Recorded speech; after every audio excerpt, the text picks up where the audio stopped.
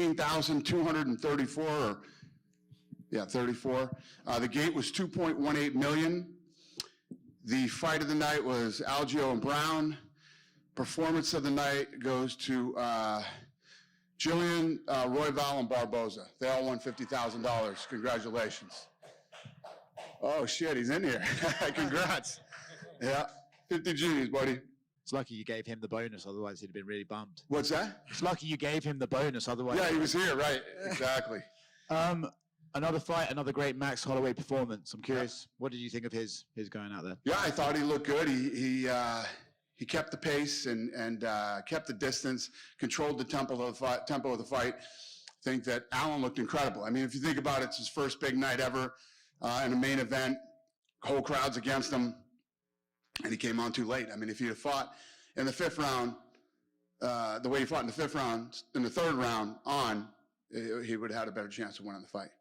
It is still good, though, for a young guy to be told, hey, you need to finish, and then he goes out in the fifth round and at least tries to do that, right? Right. I don't even want to get into that shit, but yeah, I'm not a cornerman or a coach, but yeah, I think there should have been a sense of urgency earlier, but I'm not a cornerman.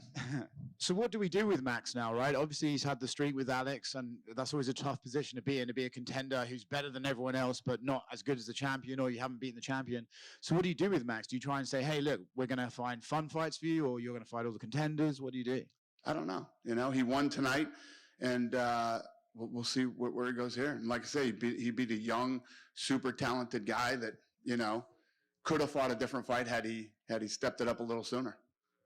With Edson, a vintage knockout from him. I'm curious what you thought of his knee. What's the question? Edson's knockout. Incredible, yeah. Again, against a young, look at how long Edson's been here, and you know, again, against a young, up-and-coming savage, and finished the fight the way that he did. Impressive. You gave her a bonus, but I wanted to point out Jillian Robertson, right? Because she's kind of quiet. I feel like she goes under the radar, but she taps girls. She doesn't go under my radar. But I love that kid. Every time she fights, win, lose, or draw, she goes for it. I mean, she goes in there to fight. And, you know, she could have easily kept that top position, just kept dropping punches and elbows. No, she goes for the armbar, which is super dangerous. You know, to give up that position, a lot of people don't do it. They play it safe. She never plays it safe. She goes in there and she goes to war. She was on the bottom. She starts scrambling. Then she gets on the top. I mean, she's a tough woman to fight. I love watching her fight. I'm a huge fan of her. So she definitely does not go under the radar. You know, if you're a fight fan, every time she steps in there and you're a real fight fan, you know you're in for a treat. Win, lose, or draw. I don't know if you saw the first fight of the night, but the judge's decision was pretty controversial. I came in right as it was ending. I did miss the first fight of the night. And we got a text from Mick that said, if this is how the judging is going to be tonight, we're in for a real shitty night. So yeah, I missed that one. It was pretty bad. I'm curious, is there something you guys can relook at it and maybe, because I mean, she loses half her money and. You know. Yeah, I know. It's tough to do. I don't know. I gotta look deeper into it. I don't know enough about it yet, but I do know that Mick agreed and said that, but a bunch of us didn't see it. Yeah. Last one from me. In Newark, we lost Charles Oliveira versus Benil. Are you guys going to look to add something else to that card, or because we're working on it now? We're actually working on it tonight, and I just told Sean we'll get together on Monday and button this up. Could it have anything? Sean's like, I'll call you tomorrow. So we'll get it done. Could it have something to do with Gilbert Burns? He's been tweeting that he wants on that card, so he's Bilal. He's been blowing me up all day too, so probably. Okay. What's going on, Dana? How are you? The flyweight fight on the prelims, Brandon Royval got a win. He was in here earlier. He kind of made it sound like somebody from the UFC had told him that he'll be a backup fighter for the Brandon Moreno fight. Is that true? Yeah. No, he looked good tonight, man. Were you pretty impressed with him? Very. I mean, I'm always impressed when that kid fights. He's incredible. And I knew that fight was going to be good. You just know. During this card, your heavyweight champion, John Jones, was tweeting quite a bit. I know you said that you guys hadn't really talked to him, and he wasn't really on social media. No. That was totally blown out of proportion. This is what you guys do. I say something, you blow it way out of proportion. I said all the buildup and all the lead up to that fight, you know what I mean? All this John Jones talk, poof, and then he's just gone. You know, John just back into the thing. And then Stipe came out. I don't know what Stipe said, but it's like it turns into fucking drama. There's no drama here. I was just saying the buildup was huge, everything else, and then poof, John was gone. You know what I mean? Back home and everything else. But yeah, as far as I know, everything's good, and hopefully we have a fight and with him and Stipe very soon. He kind of made it sound like it would be Madison Square Garden. Is that kind of the thought? Who did? John. That's where we'd like to do it. Yeah. Um, So I guess John's back, huh? He hasn't disappeared anymore. He's back. It's so fucking easy to create drama in this fucking sport. It's insane. Anyway, yeah. Back in Kansas City tonight, a great crowd.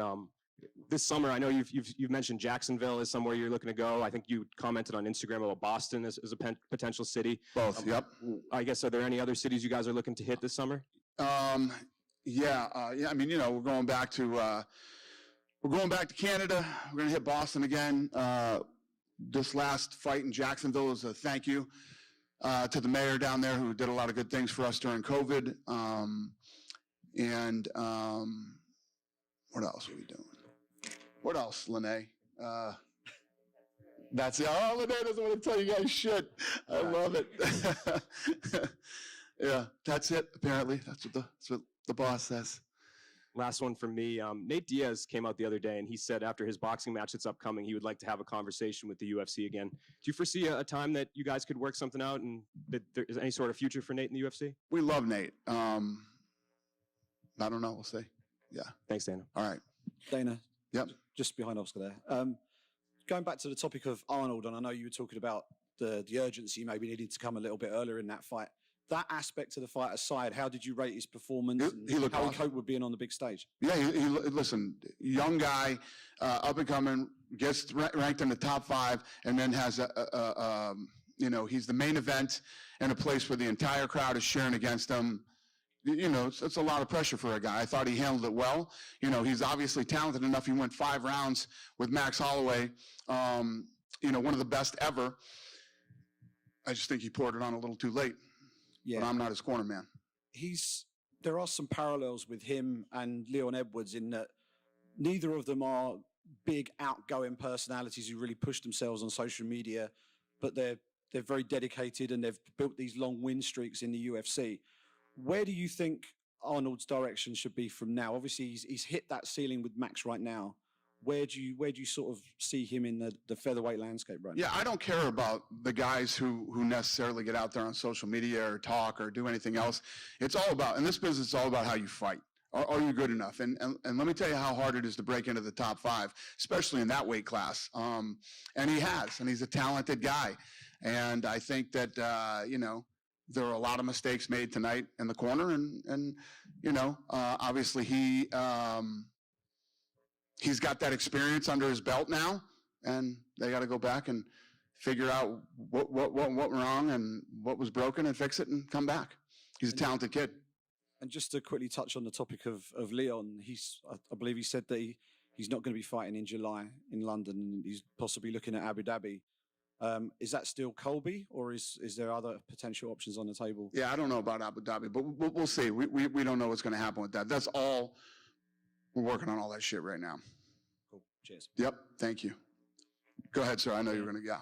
I wanted to go back to Brandon Royval. He was kind of disappointed he was on the prelims, and I know that you had spotlighted him on your if you know you don't know. He's not wrong. He's not. Listen, we're really good at what we do, but we fuck up sometimes. We do. I literally said, did I not say this in my green room? I said, we fucked this up. This kid should open the show tonight. He's right. Gotcha. So it wasn't kind of like put an exciting guy in the prelims to keep people watching the prelims. He should open the show tonight. He's not wrong. And, we got a lot of moving parts, and, unfortunately, sometimes it's like when I get in here and I start looking around and looking at it, I would literally said, yeah, we fucked this up. He's right. Sorry. Zach Cummings and Ed Herman retired tonight. I just want Ed Herman's the longest tenured guy on the roster. I just want to know what he meant to the company. Yeah, I mean the kid is so tough and has so much heart, and I like him a lot. Both guys, you know what I mean. And for Cummings to come in here tonight in front of his hometown and do it the way he did it, and it's hard. It's so hard for these guys for many reasons, but most importantly, the money, to just say, especially after a win, say, you know what, tonight's the perfect ending to a great career. And it's hard to do. And you know, I gotta respect that that's the way he did it tonight. He made the right choice. I agree with what he did. And for a guy like Ed Herman, not only to get in the UFC, but to stay here for as long as he did. He's one of the toughest guys I've ever known. He's a tough, durable, face anybody, gritted out dog, you know? So I respect him a lot, both of them, and I wish them both luck. I gave them both $50,000 tonight, too. I'm getting old and soft, boys. Old and soft. Just a few questions about future cards. You announced the main event for Canada. What was the thinking about doing the trilogy with like Irene Aldana up there kind of chirping for a title shot? Did it just make sense to you about the trilogy between Amanda and Juliana? Well, all this stuff, there's a lot of things that go into the matchmaking, timing, injuries. And I mean, seriously, if you guys knew half the bullshit that we go through in making these fights and keeping fights together, you know, there's a lot of things that factor into making main events, co-main events, and who's fighting where and why and all that shit. Was Irene Aldana in the conversation? Absolutely. And then finally, there's no main event for April 29th. Is there anything that you can announce for that? We will when we're ready, yes. Thank you. Thank you. Dana, just you're right. Yeah. What did you make of the fake retirements tonight? It seemed like there was a couple fighters that just took their gloves That off. pissed me off, actually, to be honest with you. Yeah, no, that pissed me off. You know, I like him. He's a nice guy. But you're faking your retirement so you can say fucking happy birthday to somebody? Yeah, we're running a live event here. You know what I mean? It's just, yeah, no, I was not happy about that. Yeah. Do you think they just kind of did it just to get interview time? Do I think he did it to what? Get airtime? Yeah, he did it to, I don't know what he was saying, happy birthday to somebody or something, you know? Yeah, no, yeah, that was not good. Mm-hmm. And finally, it's been a week since Pereira fought, and like you said, Alex is now confirmed that he's going to go up to 205. But what do you sort of do with him? Do you just put him straight into title contention? Do you let him work his way up the ranks? What's your plans with Alex at 205? Yeah, I mean, you put him in title contention in that he has to beat somebody to even be considered in title contention. He's got to move to 205 and beat a real guy. So that's what we're looking at right now, getting him a real guy. And I know you don't care about any of Jake Paul fights, but I'm sure you care about Nate Diaz fighting. And, you know, he's making his professional boxing debut against Jake Paul. Do you think Jake's bitten off a bit more than he can chew with Nate? I don't want to shit on other people's fights, like Oscar De La Huerta. But yeah, no, I don't want to talk about the fight. It's just, there's no, first of all, neither guy is my guy. There's just no need for me to comment on it or whatever. I wish them the best. I hope they make $1 zillion. And I know I spoke to you about this last week, about the London card, you guys trying to make it a pay-per-view. But with Leon saying he's not fighting in July, is that now looking at being a fight night? Yes. London? Got it. Thank Yep. Yes, sir. Just go for it, Data. I want to go back to the light heavyweight division. Alzamat and Dustin Jacoby, two strikers. What did you think of Alzamat's performance tonight? I'm sorry. Ask me that question again. Oh, just Alzamat's performance, his striking ability. He landed a lot of strong punches and kind of touched up on damaged Dustin a ton. What did you think of his performance? Alzamat and Dustin Jacoby. Oh yeah. I'm sorry. Yeah. That was a tough fight. You know, that's another, again, I hate when I get put in this position, but I think that he's going to rewatch that fight and realize how tired he was and that he should have pushed the pace more instead of trying to take him down. You know, he got the takedown, he roughed him up a little bit. Then when he got back up, he should have went for broke. He should have threw the fucking kitchen sink at him the last, however it was, a minute and a half, 45 seconds, I don't know what it was. He's going to rewatch that fight and go, that was a winnable fight for me. I should have let it all go. But again, learning experiences for these guys. And you know, when you're in a must-win situation, meaning you have to finish the guy in the third round, you know, going for takedowns and pushing him against the fence and kneeing him in the legs, that shit is going to win you the fight, you know? You have to get in there, and if you really want to dog it out and win, when you got a guy as tough as he is, that's tired as he was, go for it. You have a window of opportunity to try to win the fight. And at least when you look back on it, you can say, I gave it everything I had and I tried to finish the fight and I just didn't finish it. You know, just my opinion. I'm not a fucking corner man or a fighter.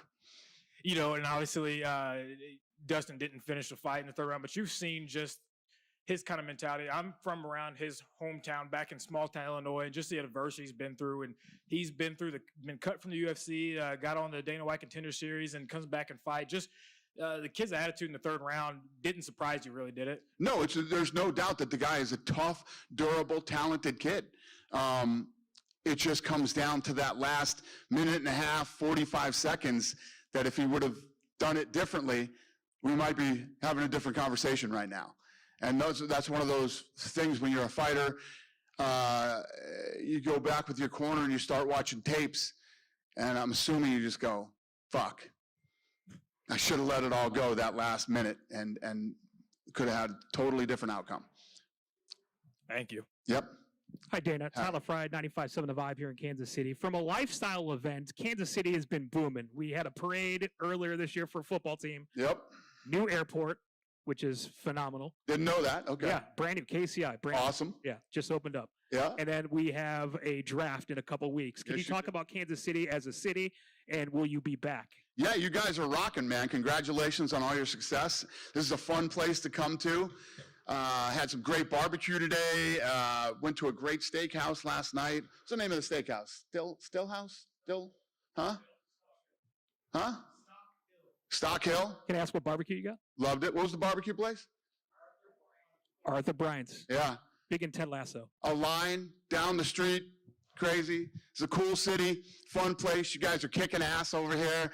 And yeah, I love it. Love my hotel list. I loved everything about the city. So you guys will be back?